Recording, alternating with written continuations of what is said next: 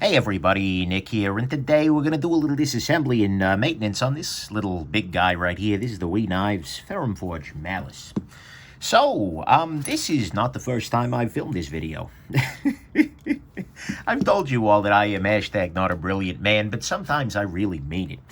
This is a knife where I filmed it, and I actually loaned it off to my buddy Nehemiah over at the Metal Effort channel. And because, well, why not? I'm trying to spread the wealth, so to speak, and, help folks. Anyways, I digress. So I filmed the knife, and I got ready to post this review, thinking, hey, this is a cool knife. I should post this review. And then I went to air the disassembly, and it was like, wait, where is it? And then I realized that I had filmed the disassembly, I'd made the video and everything, I'd even thought I'd uploaded it, but it turns out I didn't, and it wasn't saved in my little, so it must have been like wiped when my computer died or something like that. I don't freaking know. But either way, I've done this before, and here we are. The process, though, is quite easy. There are 3 screws here. There's the pivot screw, there's this screw, and then there's this one in the back here, and I'm just arraying them on this little mat here, so I know which one is which. And by the way, if you're curious about any of the tools I'm using for this process, go ahead and check out nickshabazz.com/tools. But what we see here is that actually I barely need to do a disassembly video for you because this is so damned easy. Right? This knife is just, easy like Sunday morning. It's straightforwardly put together. You get a slab of titanium with a washer in there, the lock bar insert, a ceramic lock bar, the tent ball. You get a freaking backspacer, another slab of titanium, and then a freaking blade. That's basically it. There's really not that much going on here. And that's, in some ways, great. I wouldn't go so far as to call an expensive frame lock minimal. I mean, an open L is minimal. This is maybe a little more fancy. But really, there ain't a whole hell of a lot going on with this guy. So at some level, it's a very, it's like, and that's always kind of one of the awkward parts. And by the way, I'm just cleaning this off with some rubbing alcohol here, so you can get a sense of that. But that's one of the awkward things about filming these videos is it's like, especially when you've got a knife that's made by WE Knives here and that's made like every other knife from WE Knives. It's like, guys, how to disassemble it the same damn way you do the other ones, right? But that's okay. I figure it's still hopefully interesting, and somebody who might not feel confident just jumping in based on another video, another knife's disassembly and a wing and a prayer might feel a little better. So why not, right?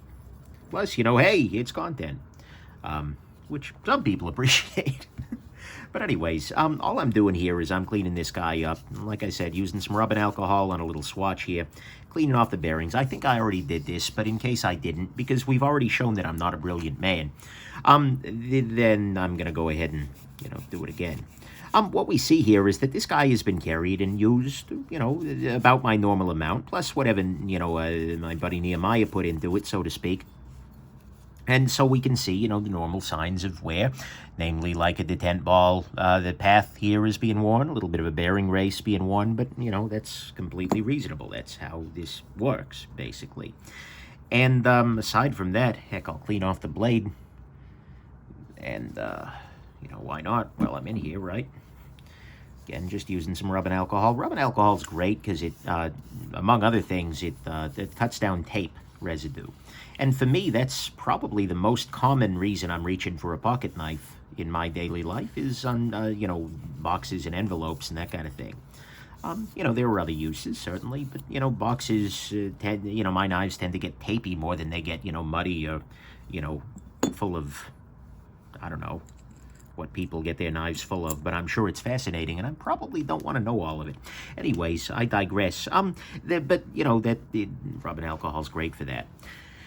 We are pretty much ready to get back together here. The only thing I'll highlight here, I just had something to highlight here. One thing to highlight is that if you look at the scales here, you can see there's actually a little cutout for the backspacer, so that the backspacer fits inside this little cutout here, which gives it a little bit more of a feeling of solidity. And frankly, I love a full backspacer. I probably said that in the review already, which I filmed like a month ago, but nevertheless, I still do like it. That's a beautiful thing. Aside from that, really, is there anything else I have to say here?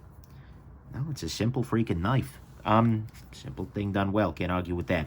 Gonna use some 10-weight nano oil here. Go ahead and place a little bit here, and here.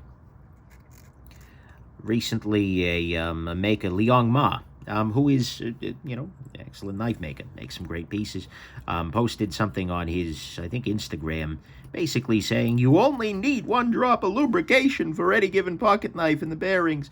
And, a bunch of people, one person tagged me in it as the entire class turns to look at Nick Shabazz. And it was it was magnificent.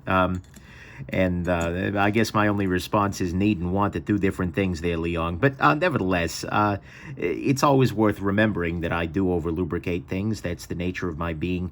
And, the biggest downside doing the things that I do is that, yeah, it can collect a little bit of extra crud. If you, for instance, you don't want to just, like, clean the knife out in the dishwasher. That's, like, 10 different reasons you don't want to do that. But, and then just put everything, back together and by, dunking it in the thing of nano oil. Not only is that super expensive, but it's just not as effective. But anyways, yeah, so we're just taking this guy apart here. Whoa. Cleaning out there's some old thread locker in here. Some jackass must have installed it with some thread locker at some point in time. Maybe while he was filming a video on disassembly and maintenance, as they want to do. Yeah, there we go. That's cleaned up a little bit more. I'm going to go ahead and use a little bit of a blue thread locker here. Blue 242. And put this back into place. This is, by the way, not a free spinning pivot. There's a little ledge in there that keeps it from being such. I'll go ahead and put the blade in here. And just tighten down a little bit. Not over tightening, but just getting a little bit going on. All right. Clean off this screw. And again, not crucial, but it's a thing.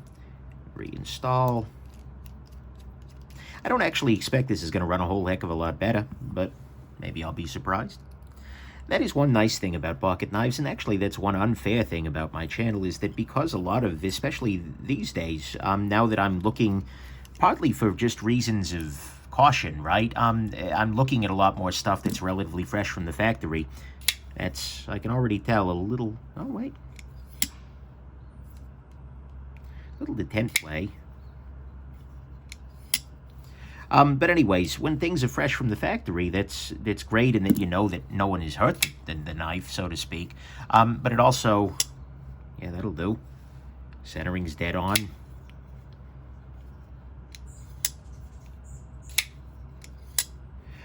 Anyways, there is always the possibility that something will break in and run even better than when you started.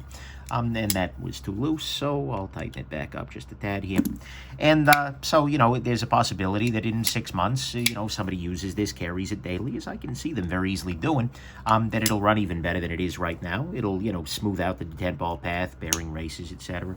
But for the moment, it's running pretty damn good, so I'm happy with that. So anyways, there you go. That's your second disassembly of the WE Knives Malice. This one, well, the first one went smooth too, because it's freaking simple. But there you go. I hope you found this interesting, and have yourselves an absolutely wonderful rest of your day. Bye now.